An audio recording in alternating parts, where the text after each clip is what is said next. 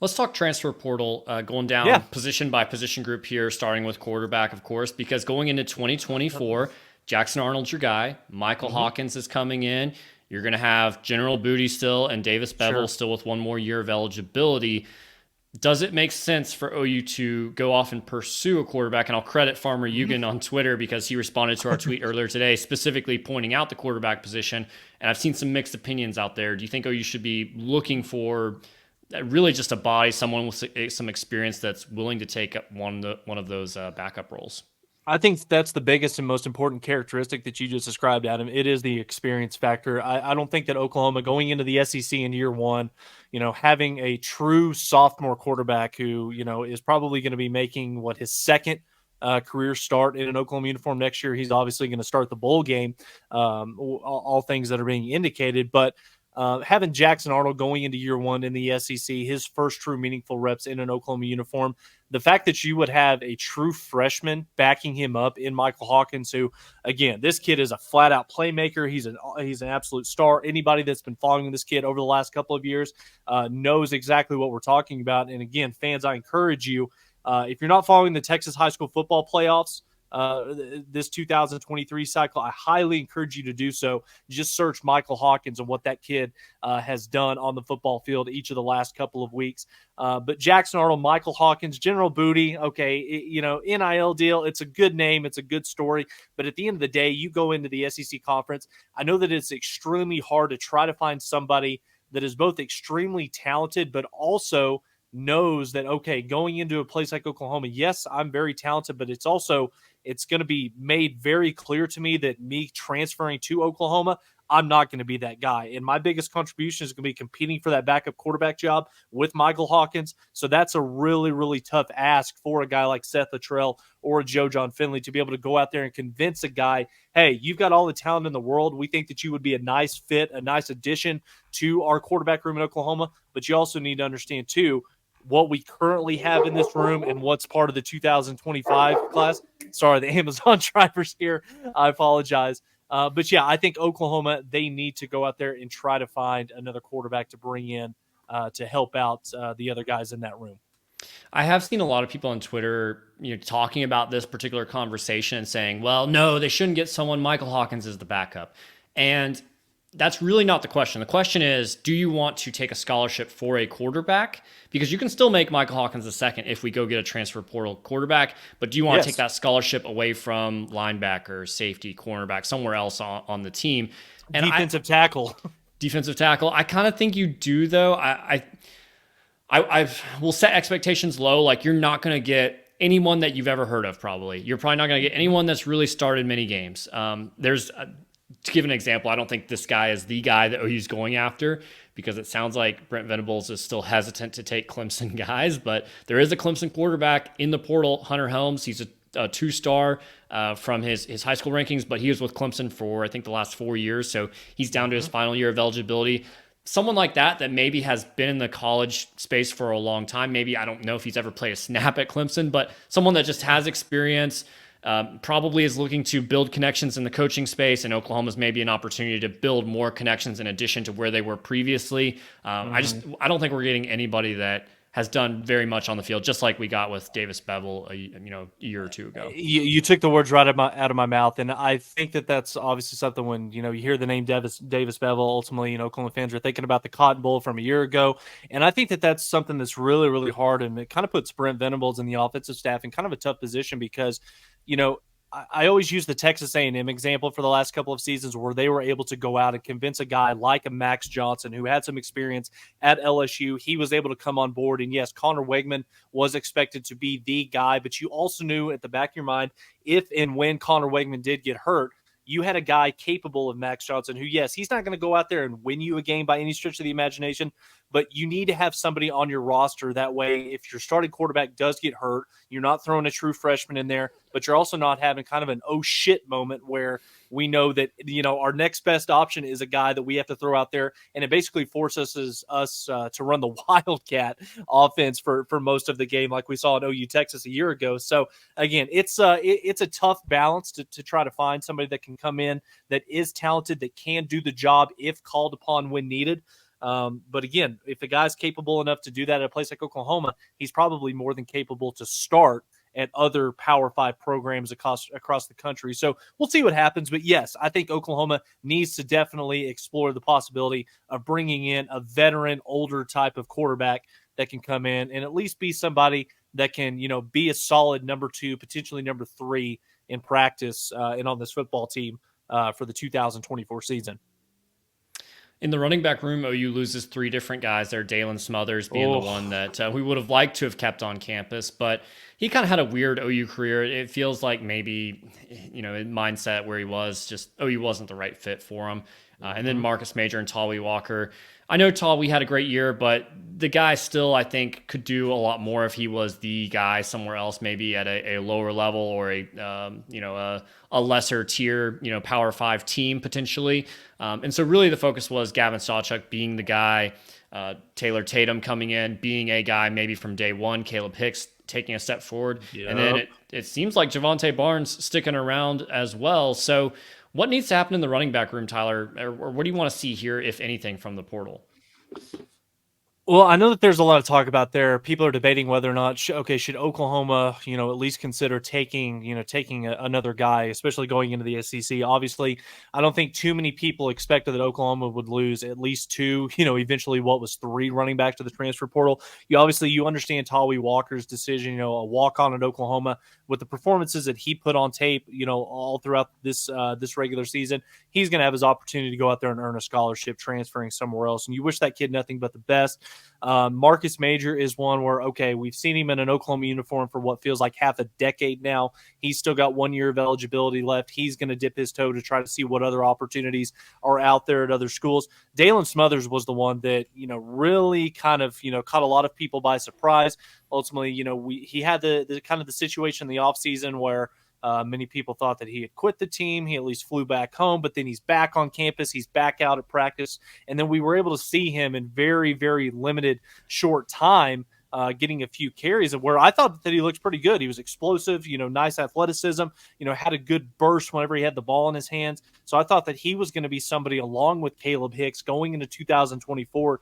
That would be a solid 3 and 4 in that rotation behind Sawchuk and Barnes. But now, Adam, as you kind of project what this running back room looks like, not just for the bowl game here in just a few weeks, but for the 2024 season, yes, you've got Sawchuk. From all indications, Javonte Barnes, he should be healthy. He should still be in Oklahoma uniform. From everything that is out there, that's probably your 1-2 punch. But also at the same time, you do have the number 1 running back in the country coming in Taylor Tatum out of Longview, Texas, who you turn on this kid's tape, you watch the highlights. He is as good as advertised. Cannot wait to see what DeMarco Murray and Jerry Schmidt are going to be able to do once you get him on campus and get him part of a Division I football program, especially with the nutrition. You combine that with the fact that you've got a guy coming in from Carl Albert and Xavier Robertson, a guy that is the bigger bell cow type guy, maybe the short yardage goal line type package where you can throw him in there and he can get you those crucial tough yards. And then, like I said, Adam, Caleb Hicks is one that we've talked about on this podcast for months and months now. If there is any stock out there left in Caleb Hicks right now, I highly encourage you to go out there and purchase that as we head into this bowl season, as we head into 2024.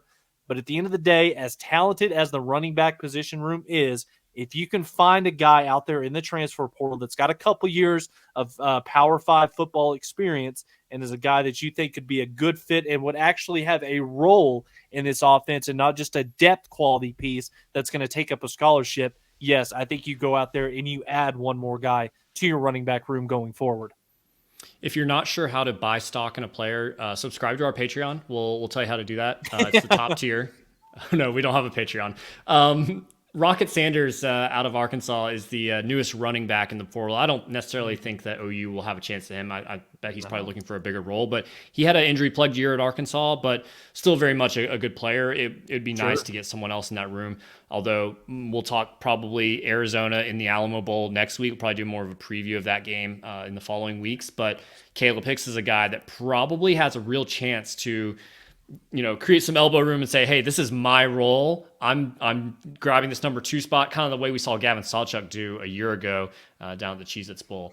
let's talk wide receiver here. A lot of really good names coming back for you as of what we know Yes. right now. You've got Jaleel Farouk, who I almost wonder if he's thought of higher than he actually is. He had 2 touchdowns all year, one against SMU, one against Tulsa. That just seems low for a guy that people respect really, really highly, which I mean, it's deserved, but like we're not talking superstar level there. And then you've got Nick Anderson, you've got Jaden Gibson, you've got Andrew Anthony coming back. You've got Petaway, who we hope will be able to take a leap in year 2. Then you've got the two Zions, Zion Raggins and Zion Kearney, two really elite freshman wide receiver coming in the new year. So do we need to pursue someone in the transfer portal here? And there's dime a dozen wide receivers out there. Yeah, I think outside of the quarterback position, the wide receiver group in the transfer portal right now is probably the richest in terms of quality players that are looking for a new home for 2024. And, Adam, funny enough, going into this upcoming season, the wide receiver position was the one that we had probably the biggest question mark in, wow, the Emmett Jones factor with what a difference, the last 8 to 9 months makes.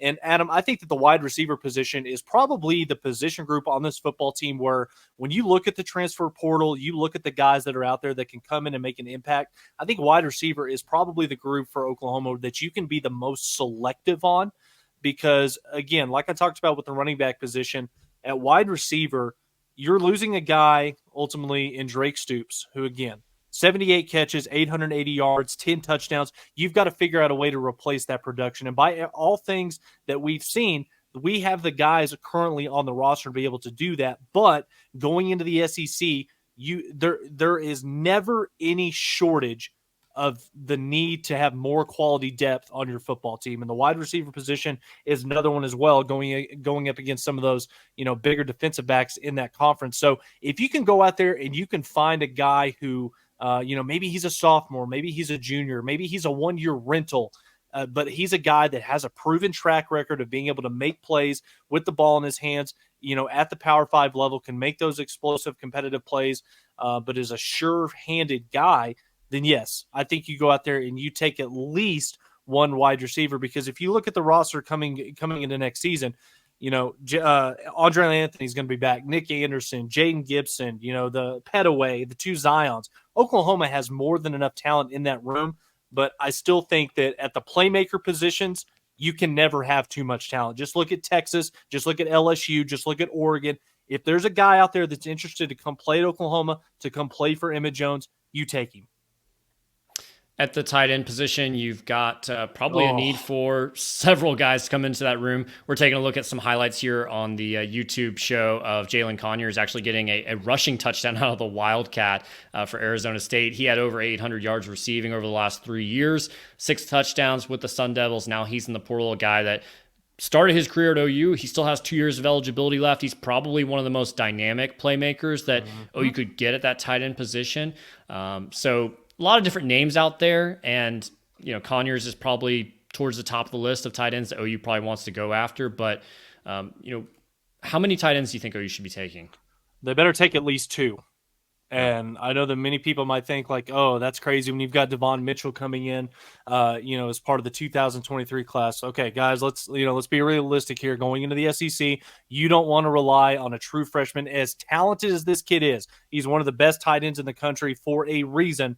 Future is incredibly bright for Devon Mitchell in Oklahoma uniform. But going into the SEC, you can't rely on a true freshman to be the guy game in and game out during that 12, 13-game season to be able to go in there and consistently be asked to block some of those edge-type guys, be able to go in there and run some of those routes consistently across the middle against some of those SEC defenses. So if I'm Joe John Finley, if I'm Seth Luttrell, if I'm Brent Venables, I am at the bare minimum looking at least 2 guys to come in. Jalen Conyers, he fits the bill. 6'4", 270 pounds. Really good, blocker when he lines up on the line of scrimmage, can make plays with the ball in his hands out on the perimeter. Not as athletic as like we've seen from a Grant Calcaterra or a Mark Andrews, but I think from an athleticism standpoint, from a catching the football, making plays, probably a little bit better than Austin Stogner. But he's a guy that you can rely on no matter what the formation is, no matter what personnel group you're in. This guy has the ability to come in there and be successful at a high level. So I'm thinking you take at least 2, and depending on what else is out there, possibly 3. Keeping it on the offensive side of the ball, around things out, and then we'll switch over to defense. The offensive line, I think we've all known that there's probably going to be several different guys that we want to get in here, but I think it also depends on how confident you feel in some of the younger players. I think Jacob Sexton fits in right there at right tackle the way he has over the last couple of games. You've already got Caden Green at that left guard role. It seems like a solid fit there. Troy Everett could be your center, depending on what Andrew Raym does. We've yet to hear whether he's going pro, going in the portal, coming back. Like, we really don't know. And I know some people will scoff at, he's not NFL ready. Well, some guys just want to be out of college. So he may not think he is either, but is just saying, hey, I want to move on to the next stage of life. So maybe he's tired of going to class. maybe. So left tackle's kind of open. Right guard feels pretty wide open. I know some people are high on Jacob Sexton. But it seems like you need at least 2 interior guys and probably someone to slot in at left tackle there. Yeah, I mean, you took the words right out of my mouth. I mean, in terms of portal needs, I've got 3 wrote down for the offensive lineman. You need to take 2 interior offensive linemen, whether that's a center, whether that's a guy that can play both guard or center. And then you've got to take a tackle position. I think that from everything that we've seen this year, Jacob Sexton, all the potentials there. He's got to get in the weight room with Schmitty. He's got to continue to put on good quality size, put on muscle, but the tools are there in place for Jacob Sexton to be the next great tackle here at the University of Oklahoma. We could touch on Caden Green. I feel like enough accolades and enough praise has been thrown at this kid, what this true freshman has done in year 1, being asked to step in at a position that he really didn't play coming into college. He was a highly sought after tackle coming out of high school up there in the Kansas City area. And, there's been so much talk about, Tavondre Sweat from Texas, all the accolades, all the praise that this guy's been getting. I think that probably from an interior offensive lineman standpoint, Caden Green probably, held up as good as anybody all season long. And that includes Alabama against Tavondre Sweat up in the Cotton Bowl. So, again, Green and Sexton, those are your 2 pillars going into 2024. You lose Guyton, you lose Rouse. Andrew Raym will see. McCade Mattower has ran out of eligibility. Portal, you've already seen Savion Byrd. Nate Anderson has entered into this thing. I know that we have a couple of really, really nice young pieces like a Jake Taylor being one. The Bates kid is a really good player, but with the recruits that we have coming in the 2023 class, I call it 3-star O-line class for a reason. And again, we'll touch on that. We'll see what Oklahoma can do as they close things out and move into the 2025 cycle. But make no mistake about it, you've got to go out there, and I think you have to get at least 3 offensive linemen, and not just depth guys, but going into the SEC, you need to go in there bringing 2 to 3 guys that have the capability of coming in and cracking the starting lineup from day one. So we'll see what happens. Spencer Brown being the name that everyone's talking about as far as an offensive tackle out of Michigan State, a guy that Bill Bedenbaugh has already visited. So we'll see if that one comes to fruition. Okay, let's talk about the defensive line, the one that everybody wants to talk about. They want to know who's going to be coming there. Obviously, we don't know anything really more than anybody else, so we're not trying to be newsbreakers here or anything. I'll go ahead and put up some Thor Griffith highlights here. The all-name team guy. I want him just for his name. He's out of Harvard, so he's an interior guy, 320 pounds. It sounds like he has a lot of interest in OU, but OU hasn't offered him just yet. It sounds more like OU's probably waiting to see what happens with some other guys, maybe potentially from A&M. I saw a ton of responses on Twitter that people wanted us to go after, LT Overton or Walter Nolan. I don't think that those guys are necessarily going to be pursued by OU all that much, whether that be OU just knowing that, hey, we're not high on their list. It's not worth our time or efforts, and probably waiting for maybe some other guys to jump in the portal as well. But Tyler, what do you make of, there's obviously some big names out there like David Hicks. What do you make of OU's chances for someone like that should that, type of player get in the portal? I would definitely tell and recommend Oklahoma fans, and again, by no stretch of the imagination, are we newsbreakers, anything like that? Yes. Do we have some well-placed sources and key places? Yes, absolutely. But what I would say to OU Oklahoma fans with regards to, the mass exodus coming from Texas A&M, thanks to Elijah Robinson taking the DC job at Syracuse, pump the brakes a little bit, tamper your expectations because, just because Oklahoma has a previous relationship with some of these kids, whether it's a David Hicks and LT Overton, Walter Nolan, maybe not quite as much, Gabriel Brownlow Dindy. I don't think that it's just simply a shoe-in that Oklahoma is going to get these guys if and when they enter the transfer portal, just because there's a lot of other external factors. There's a lot of other programs throwing the money around in the NIL space. So, again, tamper your expectations with regards to Texas A&M. But there are some names out there, like you alluded to, Adam. Maybe a guy like Thor Griffith, first-team All-Name coming from the Ivy League space. And I know that some people, they see the Harvard next to his name. People think, oh, well, he's not a guy that's capable of playing at a place like Oklahoma. All right, well, the guy's 6'2", 320. He runs a 4.9 40, and he benched 225 pounds 45 times. Yeah, and his name is Thor. His name is Thor. So we gave Buki Radley Hiles a lot of shit for coming out with the hammer out of the tunnel.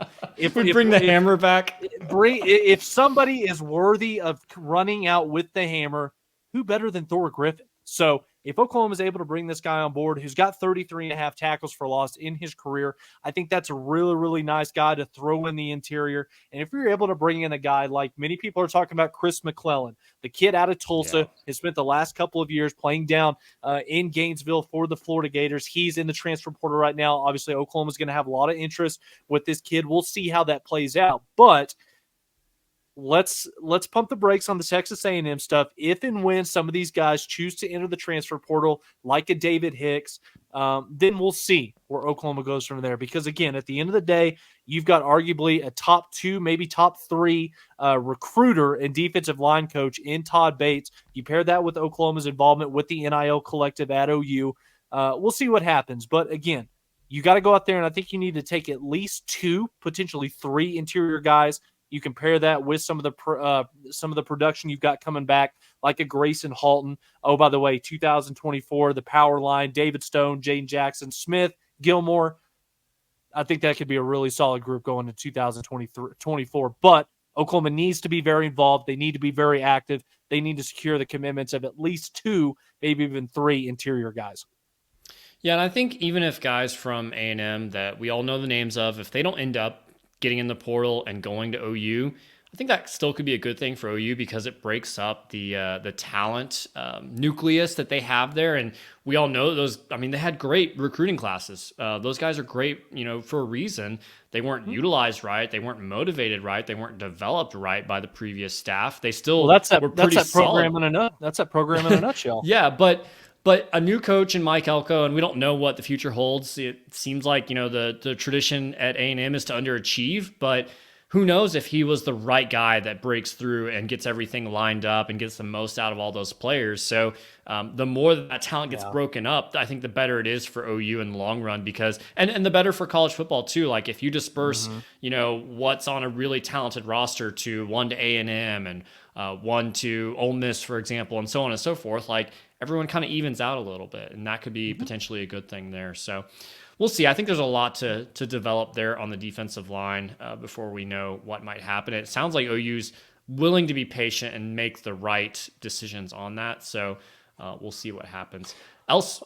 Adam, let's move a little bit further back in this defense. Let's move a little bit further back from the defensive line. Let's talk about linebackers. Let's talk about Oklahoma's secondary with regards to the transfer portal, possible additions going into next season. Obviously, at the linebacker position, everybody's kind of waiting on the edit, the confirmation from Danny Stutzman, if and when he is going to return to Oklahoma. That's going to be a big key on just how aggressive and involved Oklahoma is going to be at the linebacker position. So what are your expectations for linebacker? Is Oklahoma going to be involved? And basically kind of what's on the roster right now. Should they be involved? Should they be looking for another addition, particularly at one of the inside backer positions? If Danny Stutzman returns, unless I'm missing someone else, I believe that only Shane Witter is the only linebacker that will lose. And I think I'm almost he's in the portal, right? Or am I just assuming that? I don't think he's in the portal as of yet. It could very well be. Like I said, people are entering into this thing as we speak. Yeah. But you're right. You're not losing anything. Yeah, so it's almost like you don't have to add anybody. We all are super high on Kip Lewis. We think he's going to start taking a lot of playing time. We think Kobe McKenzie is going to continue to improve and get better.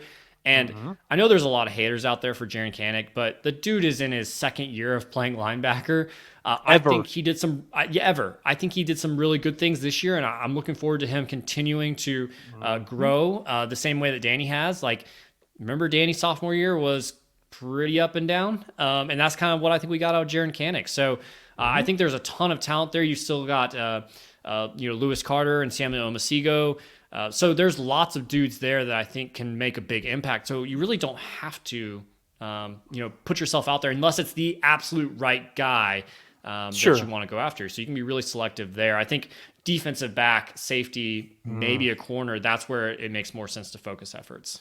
There's no maybe for me at the cornerback position. I think that you've got to go out there and you've got to find at least one, maybe two corners that can come in and at least be part of the two-man rotation because you lose Woody Washington, he's going to be gone to the NFL. Gentry Williams is kind of been bitten by the injury bug. It's been hard for him to stay healthy over the course of the regular season with that shoulder injury. But make no mistake about it, when Gentry Williams was not on the field, corner was a clear cut, weakness for Oklahoma defensively that teams were able to take advantage of on the back end of this schedule. So if you tell me that you've got a healthy Gentry Williams coming into next season, and you can pair that with one, maybe two lockdown corners that you could pick up from the portal to go along with a guy like Kenai Walker to talk about some of the guys like a Makari Vickers, Jeremiah coming back for his second season. I think that there's a lot of talent in that Oklahoma defensive back room right now, but it is a position group where I think some veteran,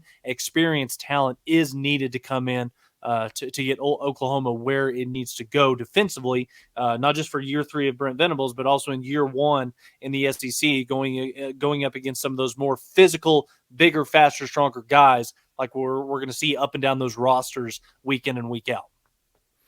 My feeling is that Billy Bowman is probably going to go pro. I The think way so his too. season has ended, it feels like it's going to be hard to say no to that. So that would leave you with Peyton Bowen, Robert Spears Jennings, Here, Jaden Hardy coming in as a true freshman. Am I missing somebody? here's my thought on that, and let me backtrack on that. Does Key Lawrence's, who again is going to have another year of eligibility left, does Key Lawrence's jumping into the portal, does that have any bearing on Billy Bowman's status coming back?